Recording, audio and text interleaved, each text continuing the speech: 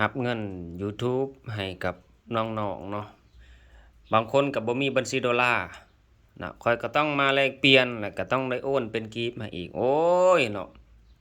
ตายแล้ว3 4 5ช่องบางคนก็ได้หลัก20ล้านก็มี อันนี้ละแม่น11ล้านนะผู้นี้ละบ่มีอันนั้นบ่มีฮอดการค้าส่ำนะในกรณีตัวนี้นี่หมายถึงว่าข้อยนี่จัดการแก้ไขและก็ดูแลนะตลอดกาลและก็เงินในต่างๆแล้วแม่นเข้าบัญชีข้อยหมดผ่าน AdSense ของข้อยเนาะและก็บวกธรรมเนียมค่าธรรมเนียม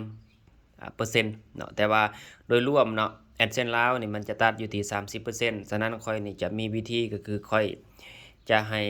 คือบวกลบคูณหารทั้งค่าบริการข้อยเนาะ 15% และก็เบ็ดเสร็จ 20% เนาะนั่นหมายความว่าเราประหยัดไปอีก10%เพราะว่า AdSense ข้อยมันตัดอยู่ที่ 5% เนาะนะเดี๋ยวเปลี่ยนเงินโอนให้เขาอีก